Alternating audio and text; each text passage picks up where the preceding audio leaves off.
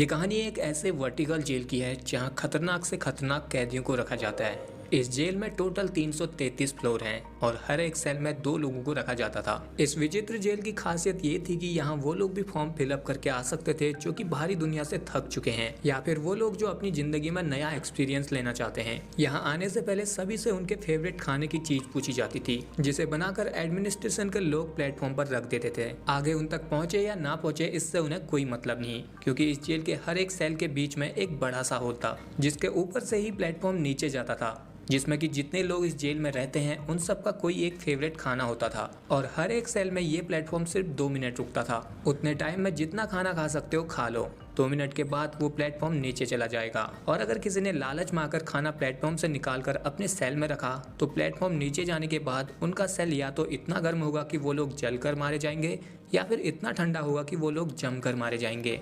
इस जेल की एक और खास बात थी कि यहाँ कैदियों को आने से पहले उन्हें अपने साथ किसी भी एक चीज को ले जाने की इजाजत थी। पर इस जेल में रहना इतना भी आसान नहीं था, क्योंकि हर 30 दिन के बाद उनके सेलों को बदल दिया जाता था और जो भी ऊपर वाले सेलों में पहुंचता तो वो लोग प्लेटफॉर्म से जी भर के खाना खाते और बर्बाद करते, जिस वजह से नीचे वाले लोगों तक खाना नहीं पहुंच पाता था और आखिरी फ्लोर तक तो सिर्फ जूठे बर्तन ही पहुंचते थे।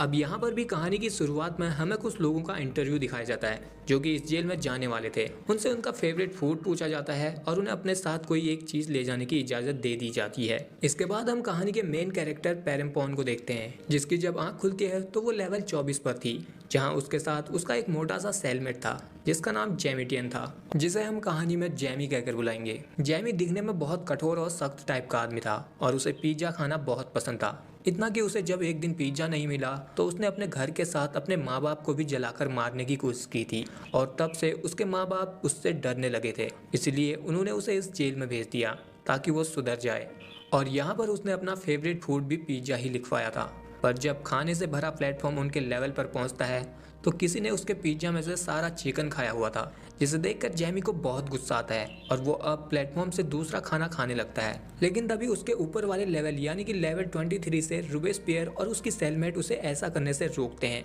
वो कहते हैं कि उसका पिज्जा लेवल 21 वालों ने खाया है और वो भी उनकी ही तरह दूसरे के हिस्से का खाना ना खाए।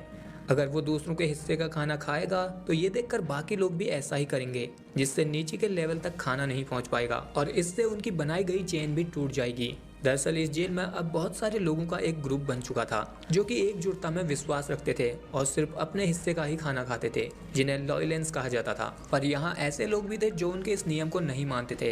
अगर प्लेटफॉर्म में उन तक खाना पहुंचता तो वो लोग जी भर के खाते और बर्बाद करते, जिन्हें की लॉयलेंस पकड़ते और उन्हें सजा देते ताकि उनका ये रूल टूटे नहीं और खाना सभी लेवल्स तक पहुँच पाए। इसलिए यहाँ पर रूबेस्पियर जैमी को भी समझाता है कि वो दूसरों का खाना ना खाए और जिसने भी उसका पिज्जा खाया है कल उनके 19 और 20वें लेवल के साथ ही लेवल 21 में जाएंगे और उस पिज्जा खाने वाले को सबक सिखाएंगे। अब यहाँ ये सारी बातें सुनने के बाद भी जैमी उसकी कोई भी बात मानने को तैयार नहीं था। तब पेरिम्पॉन उसे अपना खाना खाने के लिए देती है, जिससे वो उसकी बात मान जाता है। पर वो कहता है कि भले ही वो आज मान गया पर कल अगर ऐसा हुआ तो वो भी दूसरे का खाना खा लेगा। जिसके बाद अगले दिन जब जैमी अपने पिज्जा और प्लेटफॉर्म के नीचे आने का इंतजार कर रहा था तो उसे प्लेटफॉर्म के ऊपर से लड़ाई और मार धाड़ की आवाजें सुनाई देती हैं। तब उसके ऊपर के लेवल का रूबेस्पियर इन्हें बताता है कि उनके 19-20 लेवल के साथ ही लेवल 21 में गए थे, पर शायद वो उन्हें रोकने में नाकामयाब हुए। तो अब उन्हें उस पिज्जा चोर से लड़ना होगा और उसे पकड़ना होगा। अब यहाँ लड़ाई की बात सुनकर तो जैमी की हवा निकल जाती है। वो देखने में भले ही तगड़ा और हट्टा कट्टा था पर अंदर से वो बहुत ही डरपोक था। और फिर जैसे जैसे प्लेटफॉर्म उनके लेवल में आने लगता है तो वो डर के मारे कहता है कि वो कोई लड़ाई झगड़ा नहीं चाहता और जिसने भी उसका पिज्जा खाया वो उसे माफ कर देगा। फिर जब प्लेटफॉर्म उनके लेवल पर रुकता है तो उसमें एक आदमी की लाश थी जो कि लेवल 21 में रहने वालों में से एक था और तभी ऊपर से रूबेस्पियर उस दूसरे आदमी से भी लड़ते हुए प्लेटफॉर्म के ऊपर गिरता है, जो देखकर यहाँ जैमी की आंखें फटी की फटी रह जाती हैं। पर पेरिम्पॉन लड़ने के लिए तैयार हो जाती है, लेकिन तभी ऊपर वाले फ्लोर में जिसमें कि रूबेस्पियर की सेलमेट थी वहाँ गर्मी बढ़ने लगती है, क्योंकि वहाँ लड़ते वक्त बहुत सारा खाना उनके सेल में गिर चुका था, जिसे उसकी सेलमेट जल्दी से नीचे गिराने लगती है। पर तभी गर्मी की वजह से वहाँ पर आग लग जाती है और रूबेस्पियर की सेलमेट भी जलकर यहाँ नीचे उस प्लेटफॉर्म के ऊपर गिरती है। तब पेरिम्पॉन जल्दी से उसे चादर से ढककर उसकी आग बुझाती है, पर तभी यहाँ वो लेवल 21 का पिज्जा चोर इन पर हमला कर देता है। तब पेरिम्पॉन उसे मारकर बेहोश कर देती है। और तभी वो प्लेटफॉर्म नीचे जाने लगता है। ये देखकर रूबेस्पियर उनसे कहता है कि जल्दी से सेल में गिरा हुआ खाना नीचे फेंको, नहीं तो वो लोग भी जलकर मारे जाएंगे। तब ये लोग उस गिरे हुए खाने को प्लेटफॉर्म के ऊपर फेंक देते हैं, जिसके बाद यहाँ रूबेस्पियर उस लेवल 21 वाले आदमी को बांध देता है और कहता है कि वो उसे अपने मास्टर के बनाए गए लीडर के पास ले जाएगा। तब यहाँ जैमी वही कुत्तों वाली हरकत करता है। लड़ाई के वक्त तो वो बस खड़ा होकर देख रहा था, और जब उस पिज्जा वाले को उन लोगों ने बांध दिया तो वो उसे मारने लगता है, जिसे कि रूबेस्पियर रोकता है। पर जब पेरिम्पॉन उसे बता दिया कि उसकी सेलमेट यानी कि जो आग में जली थी वो मर चुकी है, तो रूबेस्पियर गुस्से में उस पिज्जा चोर को बहुत कोड़ता है और फिर उनसे कहता है कि वो उसे कल मास्टर के बनाए गए लीडर के पास ले जाएगा और वो ही इसे सजा देंगे। वो बताता है कि एक बार उनके मास्टर लगातार नीचे के सेल में थे जहां खाना कभी पहुंचता ही नहीं था। तब उनके मास्टर ने अपने जांग के मांस को खाया और वहां मौजूद जरूरतमंदों को भी खिलाया। तब से वो लोग यहाँ मौजूद सभी लोगों को अपने साथ जोड़ने में लगे हैं और उन्होंने ही ये रूल बनाए हैं ताकि सभी लोगों तक खाना पहुंच पाए। अब यहाँ रात में जब रूबेस्पियर उस सेलमेट को बांधकर उस होल से नीचे फेंक रहा था, तो जेमी कहता है कि वो लोग इसे फेंकने के बजाय उन जरूरतमंदों को क्यों नहीं देता है जो कि नीचे भूख से मर रहे हैं। तब रूबेस्पियर कहता है कि ये उनके मास्टर के रूल के खिलाफ है और इंसान का इंसान को खाना वर्जित है। तब जेमी उसे कहता है कि अब तो तुम लोग इन रूल्स को अपने हिसाब से ही बना रहे हो। जिसके बाद अब यहाँ रूबेस्पियर अपनी सेलमेट को उस होल से नीचे फेंक देता है, जो कि वहाँ टूट फूट कर जब आखिरी फ्लोर में गिरती है तो वहाँ नीचे इतने भयानक लोग थे कि वो लोग उसकी हड्डियों तक चट कर जाते हैं, जैसे कि कई दिनों से भूखे खूंखार कुत्ते हो। फिर इसके अगले दिन जब प्लेटफॉर्म नीचे आता है तो उसमें जेमी का पिज्जा सही सलामत था, जिसे उठाकर वो मजे से खाने लगता है। और फिर ये लोग जब अपना खाना खा लेते हैं तो रूबेस्पियर ऊपर जो भी लोग मारे गए थे उन सब का खाना फेंकने लगता है। इस पर जेमी कहता है कि वो खाना फेंक क्यों रहा है, इसे वो लोग भी तो खा सकते हैं। लेकिन रूबेस्पियर कहता है कि ये भी उनके रूल के खिलाफ है, वो लोग एक ही डिश खा सकते हैं। अगर उन्हें मरे हुए लोगों में से किसी एक का खाना खाना है तो उन्हें अपनी डिश फेंकनी होगी। तब जेमी कहता है कि अगर ये खाना नीचे पहुंचेगा तो वहाँ नीचे वाले लोग भी तो खा सकेंगे। इस पर रूबेस्पियर कहता है कि इससे सिर्फ कुछ लोगों को फायदा होता है, सभी को नहीं, इसलिए उनका ये रूल है। जिसके बाद वो इस पिज्जा चोर को प्लेटफॉर्म में रखकर नीचे ले जाने लगता है और उनसे कहता है कि वो लोग भी उनके इस नियम का पालन करें। जिसके बाद अगले दिन जब प्लेटफॉर्म नीचे आता है तो ये दोनों अपना अपना खाना खा लेते हैं और फिर पेरिम्पॉन उन मरे हुए लोगों का खाना फेंकने लगती है। जेमी उस खाने को फेंकना तो नहीं चाहता था, पर वो पेरिम्पॉन को ऐसा करता देख वो भी फेंकने लगता है, लेकिन फेंकते वक्त वो अपने मुंह में 2-4 दबा ही लेता है। जिसके बाद से ऐसे ही दिन गुजरते जाते हैं जहाँ पेरिम्पॉन और जेमी के बीच भी अच्छी बनने लगी थी और जेमी भी अब मरे हुए लोगों के खाने पर हाथ नहीं मार रहा था। फिर 30 दिन बाद जब उनका सेल में आखिरी दिन था तब पेरिम्पॉन जेमी से उसके बारे में पूछती है। जेमी उसे बताता है कि वो शकल से जितना बेवकूफ़ दिखता है उतना है नहीं। दरअसल उसने अपनी पूरी ज़िंदगी मैथमेटिक्स में लगा दी थी, पर फिर उसने हार मान ली क्योंकि वो -1 का स्क्वायर रूट निकाल रहा था, जिसे सॉल्व करने पर इमेजिनरी नंबर आता है, यानी कि काल्पनिक नंबर। और क्योंकि जेमी काल्पनिक चीज़ों को मानता नहीं था, उसका मानना था कि काल्पनिक चीज़ों का कोई वजूद नहीं होता क्योंकि वो किसी के काम नहीं आती, तो तब से उसने मैथमेटिक्स भी छोड़ दी और यूनिवर्सिटी में प्रोफेसर की जॉब भी छोड़ दी। जिसके बाद वो अपने पूरे परिवार को छोड़कर अपने माँ बाप के घर चला गया। तब यहाँ पेरिम्पॉन उससे उसके बच्चों के बारे में पूछती है। इस पर जेमी उसका कोई जवाब नहीं देता, उल्टा वो उससे उसकी कहानी पूछता है। दरअसल पेरिम्पॉन का एक बेटा था जो कि मर चुका था और पेरिम्पॉन उसकी मौत की वजह खुद को मानती थी, इसलिए वो अपने आप को वक्त देने और खुद को माफ करने के लिए यहाँ पर आई थी। अब ये लोग जब यहाँ बात कर ही रहे थे तो नीचे के लेवल में रहने वालों से इन्हें पता चलता है कि इस बार उनका खाना 175वें लेवल तक पहुंचा था, जिससे ये सभी लोग बहुत खुश होते हैं और पेरिम्पॉन और जेमी भी खुशी से डांस करने लगते हैं। लेकिन अगले दिन जब इनकी आंख खुलती है तो ये दोनों लेवल 180 पर थे, जहां खाना पहुंच पाना किसी मिरेकल से कम नहीं था। अब यहाँ इन्हें पता चलता है कि 169 लेवल पर उनकी चैन टूट चुकी है। और फिर जब यहाँ वो प्लेटफॉर्म नीचे आता है तो उसमें जूठे बर्तनों के सिवा कुछ भी नहीं था, जो देखकर जेमी बहुत परेशान हो जाता है। तब यहाँ इनके ऊपर वाले लेवल की औरत कहती है कि उनके मास्टर के लीडर्स उन लोगों को सजा दे रहे हैं जिन्होंने पिछले महीने रूल तोड़े थे।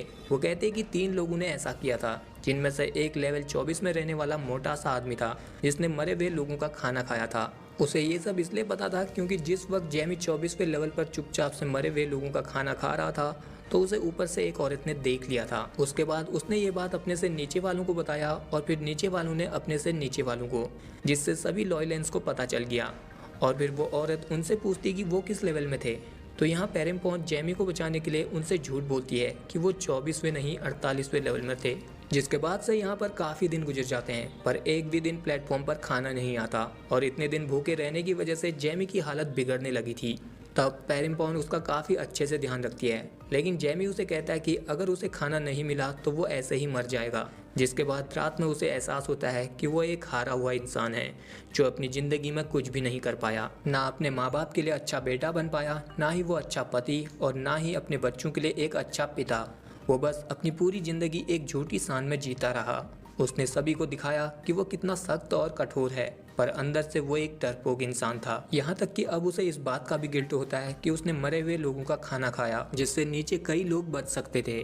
और अब वो ये नहीं चाहता था कि उसकी वजह से पेरिम्पॉन मुसीबत में पड़े, क्योंकि उसकी इस गलती की सजा लॉयलेंस का लीडर पेरिम्पॉन को भी दे सकता है। इसलिए अब जैमी गिल्ट में आकर और अपनी जिंदगी की गई सारी गलतियों को एक्सेप्ट करके खुद को आग लगाकर नीचे कूदने वाला था। तब पेरिम्पॉन उसे रोकने की कोशिश करती है, पर जैमी उसकी कोई बात नहीं सुनता और उसे कहता है कि अगर वो यहाँ से बाहर निकल जाएगी तो वो उसके बच्चों से मिलके कहे कि उनके पिता उनसे बहुत प्यार करते थे। ऐसा कहकर वो अपने आप को अपने लाइटर से आग लगाकर नीचे कूद जाता है। तब उसके कूदने से यहाँ नीचे वाले लोग बहुत खुश होते हैं और कुछ लोग तो उसे खाने के लिए उसकी लाश को पकड़ने की कोशिश करते हैं। इसके बाद जब अगले महीने पेरिम्पॉन की आंख खुलती है तो वो 51वें लेवल पर थी और उसके साथ एक लड़की थी जिसका हाथ कटा हुआ था। वो यहाँ ऐसा बिहेव करती है कि आज उसका पहला दिन है। तब पेरिम्पॉन उसे यहाँ के सारे रूल और कायदे समझा देती है, जिसके बाद इन्हें ऊपर और नीचे के लेवल से पता चलता है कि लेवल 71 तक उनके साथी लॉयलेंस हैं, पर उनके कुछ लोगों के साथ नए लोग भी हैं। तब उनके बारे में जानकर इन्हें पता चलता है कि लेवल 54 में एक ऐसा आदमी है जो कि पिछली बार लेवल 2 पर था और उसने वहाँ जी भर के खाना खाया और बर्बाद किया, यानी कि उसने उनके बनाए गए रूल को नहीं माना। तब ये जानकर पेरिम्पॉन को बहुत गुस्सा आता है, क्योंकि ऐसे लोगों की वजह से ही जैमी ने अपनी जान ले ली थी और अब यहाँ उसका लाइटर भी पेरिम्पॉन के पास था। वो किसी भी हालत में लेवल 54 वाले आदमी को बचने का मौका देना नहीं चाहती थी। फिर अगले दिन जब प्लेटफॉर्म उनके लेवल पर आता है तो यहाँ वो लड़की भी पेरिम्पॉन का साथ देती है और लोहे की एक रॉड लेकर वो दोनों उस प्लेटफॉर्म के ऊपर चढ़ जाते हैं। फिर जब वो दोनों लेवल 52 में पहुंचते हैं तो वहाँ वाले लोग उनसे कहते हैं कि ये उनके रूल के खिलाफ है, इससे उनकी बनाई गई चेन टूट जाएगी और ऊपर तक कोई भी इंफॉर्मेशन नहीं पहुंच पाएगी। उनके रूल के अकॉर्डिंग लेवल 52 और 53 के लोगों को नीचे जाना चाहिए उस 54 लेवल वाले से लड़ने के लिए, पर पेरिम्पॉन उन्हें कहती है कि वो किसी भी हालत में उस लेवल 54 के आदमी को छोड़ना नहीं चाहती है। तो अब यहाँ इनमें से एक आदमी यहीं पर रुकता है और एक पेरिम्पॉन के साथ प्लेटफॉर्म में चढ़ जाता है, जिसके बाद ये लोग लेवल 53 के लोगों को लेकर लेवल 54 में जाते हैं। पर लेवल 54 का वो आदमी बहुत ही खतरनाक था। उसने अपने पार्टनर को बेड पर बांध रखा था और जैसे ही प्लेटफॉर्म नीचे आता है तो वो इन लोगों पर भी कांच के टुकड़े से हमला कर देता है। तब ये सभी लोग उसके साथ लड़ते हैं, पर वो इन सब पर भारी पड़ता जा रहा था। साथ ही उसने यहाँ एक आदमी को तो मार भी दिया था। जिसके बाद वो यहाँ पेरिम्पॉन की सेलमेट जिसका हाथ कटा था उसका गला काटने की कोशिश करता है, पर तभी पेरिम्पॉन उस पर रॉड मार देती है और अब उसके पास पूरा मौका था उसे जान से मारने का। लेकिन तब वो आदमी उससे अपनी जान की भीख मांगता है।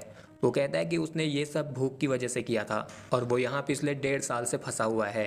ये सारी बातें सुनने के बाद पेरिम्पॉन उसे मार नहीं पाती, क्योंकि उसने आज तक किसी की भी जान नहीं ली थी। और तभी वो प्लेटफॉर्म नीचे जाने लगता है, जिसमें वो आदमी जल्दी से कूदकर नीचे चला जाता है। तब पेरिम्पॉन की सेलमेट उसे बचकर जाने देना नहीं चाहती थी। वो कहती है कि अगर वो जिंदा रहा तो उनके लोग मरते रहेंगे, जिससे यहाँ पेरिम्पॉन को समझ में आता है कि वो यहाँ नई नहीं है। तब वो लड़की उसे बताती है कि वो पिछले 6 महीने से यहाँ पर है। वो जब यहाँ पहली बार आई थी तो उसकी सेलमेट केकासी नाम की लड़की थी, जिसने उसे यहाँ के सारे रूल समझा दिए थे। जिसके बाद से वो भी उनके ग्रुप लॉयलेंस में शामिल हो गई और फिर तब से वो लोग सिर्फ अपना खाना खाते थे और कभी कभी लड़ने के लिए उन दरिंदों के सेल में जाते थे जो कि दूसरों का खाना खा जाते या फिर उनके रूल को नहीं मानते थे। पर एक दिन उन्हें एक सेल में एक आदमी मिला जो मरने की हालत में था, तो तब उन्हें उस पर तरस आ गया और उन्होंने उस आदमी को एक मरे हुए आदमी का मांस खाने के लिए दे दिया। जिसके कुछ दिनों बाद लॉयलेंस का लीडर डागिन बाबी अपने कुछ लोगों के साथ उनके सेल में आया, जो कि बहुत ही निर्दय और कठोर था। वो किसी भी तरह की गलती की बहुत बड़ी सजा देता था। अब क्योंकि उन लोगों ने भी उस आदमी को मांस खिलाकर गलती की थी तो वो उन्हें सजा देने के लिए यहाँ पर आया था। पर तभी केकासी ने उस पर हमला कर दिया और उसकी दोनों आंखें निकाल ली। जिसके बाद डागिन बाबी ने गुस्से में केकासी को नंगा करके प्लेटफॉर्म से बांधकर नीचे भेज दिया, जहाँ नीचे वाले भूखे लोग उसे जिंदा खा गए। और उसी ने इस लड़की के भी हाथ को काटा था, क्योंकि उसने केकासी की मदद की थी। अब यहाँ वो लड़की पेरिम्पॉन को बताती है कि यहाँ से जिंदा बचना नामुमकिन है और क्योंकि उन्होंने यहाँ नीचे वाले सेल में आकर गलती की है तो कल डागिन बाबी उनके सेल में आएगा और उन्हें सजा देगा। वो कहती है कि अगर उन्हें यहाँ से निकलना है तो वो यहाँ से इंटरवल के टाइम भाग सकते हैं। इंटरवल दरअसल वो टाइम होता है जब महीने का आखिरी दिन होता है और सभी के सेलों में एक बेहोशी की गैस छोड़ दी जाती है। तब एडमिनिस्ट्रेशन के लोग वहां आते हैं और सभी कैदियों के सेल को बदल देते हैं। इस पर पेरेम्पोन कहती है कि भागना यहाँ से इम्पॉसिबल है, क्योंकि गैस की वजह से वो लोग तो बेहोश हो जाते हैं। यहाँ इनके साथ हम एक और सेलमेट को देखते हैं जो कि इनके सामने सोने का नाटक कर रहा था, पर असल में तो वो इनकी सारी बातें सुन रहा था। जिसके बाद अगले दिन पेरेम्पोन और ये लड़की जब हॉल से ऊपर की तरफ देखते हैं तो वहाँ डागिन बाबी ने एक आदमी को नंगा करके प्लेटफॉर्म से बांध रखा था और फिर वो उसकी गर्दन काट देता है, क्योंकि उसने दूसरे लोगों का खाना खाया था। जिसके बाद वो अपने लोगों के साथ प्लेटफॉर्म से यहाँ इनके पास पहुँच जाता है और वो अब इन दोनों को भी पकड़कर कहता है कि तुम दोनों की वजह से उनकी बनाई गई चेन टूटी, क्योंकि उनके नियम के अकॉर्डिंग लेवल 52 और 53 के ही लोगों को 54 में जाकर उस आदमी को मारना था। पर क्योंकि पेरेम्पोन और वो लड़की भी प्लेटफॉर्म से नीचे चली गई, जिससे बाकी लोगों और उनके बीच का कनेक्शन टूट गया। और अब क्योंकि उन्होंने इस नियम को अपने हिसाब से बदला था, इसलिए वो उन्हें सजा के तौर पर पेरेम्पोन की सेलमेट जिसका हाथ कटा था उस लड़की को नंगा करके प्लेटफॉर्म पर बांध देता है, क्योंकि उसने दूसरी बार गलती की थी। और फिर वो यहाँ पेरेम्पोन का भी एक हाथ कटवा देता है। तब इसी वक्त यहाँ वो आदमी जो कि पेरेम्पोन के सेल में था, वो डागिन बाबी को बताता है कि अगर उसने इसे जिंदा छोड़ा तो वो यहाँ से भाग जाएगी, क्योंकि इन दोनों ने मिलकर एक प्लान बनाया था और इन्हें पता है कि यहाँ एक ऐसी जगह है जहाँ से ये लोग भाग सकते हैं, पर उसके लिए इन्हें पहले कुत्ता खाना पड़ेगा। जिस बात को सुनकर यहाँ कोई भी उसकी बात पर यकीन नहीं करता और उस पर हंसने लगते हैं, लेकिन डागिन बाबी उसे अपने साथ रख लेता है। जिसके बाद हमें प्लेटफॉर्म के सबसे नीचे बहुत सारे बच्चों को दिखाया जाता है जो कि एक पिरामिड स्लाइड को एक चेन की तरह हाथ पकड़कर घेर रहे थे, पर अब उनमें से एक का हाथ छूट चुका था। जिसके बाद वो सारे बच्चे उस पिरामिड के ऊपर चढ़ने की कोशिश करते हैं। फिर वहाँ अगले महीने जब पेरेम्पोन की आंख खुलती है तो वो लेवल 72 में थी, जहाँ उसके साथ एक नया सेलमेट था और ये था ट्रिमगासी।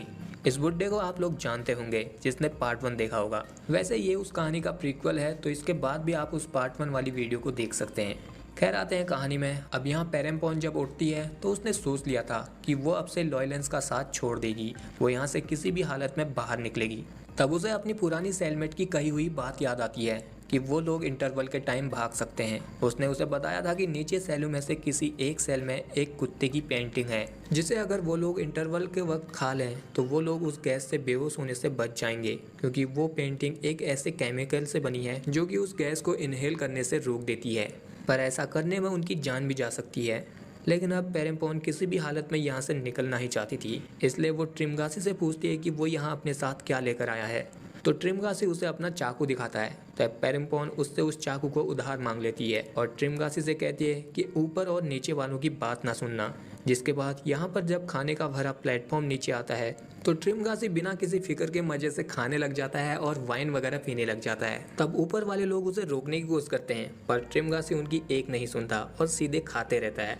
फिर यहाँ पेरेम्पोन भी उस पेंटिंग को ढूंढने के लिए प्लेटफॉर्म में चढ़ जाती है और वो ट्रिमगासी को भी अपने साथ आने के लिए कहती है। तो ट्रिमगासी उसकी बात मानकर उसके साथ नीचे जाने लगता है, जहाँ नीचे कुछ लॉयलेंस थे तो कुछ ऐसे लोग जो कोई रूल नहीं मानना चाहते थे, जिनसे पेरेम्पोन कहते हैं कि जैसे कि उन लोगों ने अपना ग्रुप बनाया है, हम भी एक ग्रुप बनाते हैं उनका मुकाबला करने के लिए, नहीं तो वो लोग ऐसे ही नीचे आएंगे और हम जैसे लोगों को मार डालेंगे, क्योंकि हम उनके रूल नहीं मानते। और वैसे भी डागिन बाबी अपने ही लोगों को छोटी सी गलती पर मार देता है। अब उसकी ये सारी बातें सुनने के बाद एक एक करके सभी लोग उनके साथ आ जाते हैं, पर कुछ लोग ऐसे भी थे जो कि लॉयलेंस का रूल तोड़ना नहीं चाहते थे, इसलिए वो सिर्फ अपने सेल में ही रहते हैं। अब यहाँ पेरेम्पोन और बाकी सब लोग उस प्लेटफॉर्म से नीचे जाने लगते हैं, तो नीचे एक सेल में हम कल्वाडॉन को भी देखते हैं, जिसे जब ये लोग अपने साथ आने के लिए कहते हैं तो वो कहता है कि बाहर जाने का रास्ता ऊपर से है, नीचे से नहीं, इसलिए वो उनके साथ नहीं जाता। और इसी तरह ये लोग एक नीचे सेल में पहुंचते हैं, जहां पर पेरेम्पोन को उस कुत्ते की पेंटिंग दिखती है, जिसे देखकर वो सभी को इसी सेल में रुकने के लिए कहती है। इसके बाद ये लोग रात भर इसी सेल में पार्टी करते हैं और इनके पास जो भी कुछ था उससे ये लोग अपने लिए हथियार बना लेते हैं, ताकि अगले दिन जब डागिन बाबी अपने लोगों के साथ इनसे लड़ने के लिए आए तो ये लोग उनका मुकाबला कर सके। लेकिन अगले दिन जब इनकी आंख खुलती है तो ये देखते हैं कि डागिन बाबी और उसके लोग प्लेटफॉर्म का सारा खाना नीचे फेंक रहे हैं। और फिर जब प्लेटफॉर्म इनके सेल में पहुंचता है तो उसमें उनके लिए कोई भी खाना नहीं था और डागिन बाबी ऊपर वाले लेवल में ही उतर गया था।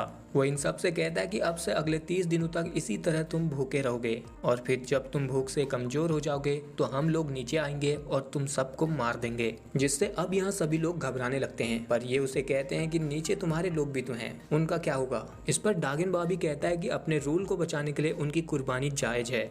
वो उनसे कहता है कि अगर वो लोग हार मान लेते हैं और अपने लीडर का नाम बताते हैं तो सिर्फ सजा उस लीडर को ही मिलेगी और बाकियों को छोड़ दिया जाएगा। ये सुनकर यहाँ नीचे एक बुढ़ा सभी से कहता है कि उन्हें उसकी बात मान लेनी चाहिए, वो उन्हें एक मौका दे रहा है। पर यहाँ उस बुढ़े की कोई बात नहीं सुनता। लेकिन ये लोग परेशान हो जाते हैं कि वो अगले 30 दिनों तक खाएंगे क्या। तब ट्रिमगासी सभी से कहता है कि वो लोग नीचे जाकर डागिन बाबी के उन लॉयलेंस को मारकर भी तो खा सकते हैं, जिससे ये सभी लोग बहुत खुश हो जाते हैं और डागिन बाबी से कहते हैं कि अगर उसने खाना प्लेटफॉर्म से नीचे नहीं भेजा तो वो लोग उसके लोगों को मारकर खा लेंगे। जिसके बाद हमें पेरेम्पॉन की कहानी दिखाई जाती है। पेरेम्पॉन एक बहुत ही बेहतरीन आर्टिस्ट थी, पर एक दिन जब उसका आर्ट एग्जीबिशन होने वाला था तो उसमें उसने बहुत सारे जानवरों की मूर्तियां बनाई थी जो कि रियल जैसे ही दिखते थे। और उस आर्ट एग्जीबिशन में उसका बॉयफ्रेंड उनके बेटे को भी लाया था, जहां जब वो खेल रहा था तो वो एक कुत्ते के स्केच पर गिर गया जिसे कि पेरेम्पॉन ने ही बनाया था। और वो रियल लगे करके उसने उसके पंजे पर ब्लेड लगा रखी थी जो कि उसके बेटे के आंख में घुस गई और उसका बेटा वहीं पर मारा गया। जिसके बाद कोर्ट ने इसे एक एक्सीडेंट बताकर पेरेम्पॉन को छोड़ दिया और फिर पेरेम्पॉन की वो सारी पेंटिंग भी लाखों में बिक गई। पर सबसे ज्यादा महंगी उसके बनाए गए उस कुत्ते का स्केच बिका था जिसके पंजे से उसके बेटे की जान गई थी। और तब से पेरेम्पॉन को लगने लगा कि उसी की वजह से उसके बेटे की जान गई है। अगर वो उस स्केच पर ब्लेड नहीं लगाती तो उसका बेटा आज जिंदा होता। इसलिए वो अपने आप को सजा देने या फिर कहें अपने आप को माफ करने के लिए इस जेल में आई थी। वहीं अब हम यहाँ देखते हैं कि ये लोग लॉयलेंस यानी कि डागिन बाबी के नीचे के सेल में रहने वाले लोगों को मारकर पकाकर खा रहे थे। जिसके कुछ टाइम बाद एक दिन डागिन बाबी अपने लोगों के साथ प्लेटफॉर्म से नीचे भी आ जाता है। जिसके बाद इन दोनों ग्रुप में भयंकर मारकाट लड़ाई होती है जिसमें सभी लोग मारे जा रहे थे। फिर आखिर में हम देखते हैं कि यहाँ लाशों के ढेर लग चुके थे और सिर्फ पेरेम्पॉन और ट्रिमगासी ही सही सलामत बचे हुए थे, जहाँ इन्हें डागिन बाबी भी घायल पड़ा मिलता है। जिसे पेरेम्पॉन कहती है कि मैं चाहूँ तो तुम्हें तड़पा तड़पा कर मार सकती हूँ, पर वो ऐसा नहीं करती। वो इसे ट्रिमगासी के चाकू से मार देती है। जिसके बाद महीने के आखिरी दिन यानी कि जब उनके सेल को बदलने वाले थे तो पेरेम्पॉन अपने मुंह में उस कुत्ते की पेंटिंग को दबा लेती है, क्योंकि थोड़ी ही देर में यहाँ एडमिनिस्ट्रेशन के लोग बेहोशी की गैस छोड़ने वाले थे। वो यहाँ ट्रिमगासी को भी अपने साथ आने के लिए कहती है, पर ट्रिमगासी कहता है कि यहाँ हर इंसान अपनी लड़ाई लड़ रहा है और वो यहीं रुकना चाहता है। कुछ टाइम बाद सभी सेल्स में बेहोशी की गैस छोड़ दी जाती है। इसके बाद फिर से हमें उन बच्चों को दिखाया जाता है जो कि उस पिरामिड स्लाइड के टॉप पर जाने की कोशिश कर रहे थे। तो यहाँ एक बच्चा उस स्लाइड के टॉप पर पहुंच जाता है तो तब उस पर एक लाइट पड़ती है और यहाँ एडमिनिस्ट्रेशन से 2 लोग आते हैं जो उस बच्चे को अपने साथ ले जाते हैं। और यहाँ पर हम मिहारू की बेटी को भी देखते हैं, पार्ट 1 वाली। फिर वहाँ सेल में हम देखते हैं कि अब इस पूरे जेल की ग्रेविटी 0 कर दी गई थी और एडमिनिस्ट्रेशन के लोग आकर सारी लाशों को बांध कर इकट्ठा कर रहे थे और उन्होंने पेरेम्पॉन को भी मरा हुआ समझकर उसे बांधा था, पर वो मरी नहीं थी। वो जब आंख खोलती है तो देखती है कि सारी लाशों को 333वें लेवल के नीचे ले जाया जा रहा है और एडमिनिस्ट्रेशन के लोग सभी सेलों की सफाई कर रहे हैं। तब यहाँ पेरेम्पॉन उन लाशों के ढेर से 333वें लेवल के बेड के नीचे छुप जाती है। तभी वो देखती है कि एडमिनिस्ट्रेशन के लोग उसी बच्चे को यहाँ बेड पर रख देते हैं जो पिरामिड स्लाइड के टॉप पर पहुंचा था। जिसके बाद वो लोग लाशों के ढेर को 333वें लेवल के नीचे फेंक देते हैं और फिर ग्रेविटी की मदद से तैरकर ऊपर जाने लगते हैं, यानी कि यहाँ से बाहर। अब पेरेम्पॉन के पास भी मौका था यहाँ से बाहर जाने का, पर जब वो उस छोटे बच्चे को देखती है तो उसे अपने बेटे की याद आ जाती है और वो सोचती है कि अगर उसके पास एक मौका होता तो वो अपने बेटे को बचा लेती। इसलिए अब वो उस बच्चे के पास जाती है और उसे उठाकर उसे भी अपने साथ ले जाने लगती है। पर तभी उसका सिर एक दीवार से टकरा जाता है जिससे वो टकराकर बेहोश हो जाती है। और फिर अगले दिन जब उसे होश आता है तो वो उसी बच्चे के साथ यहीं सेल में थी।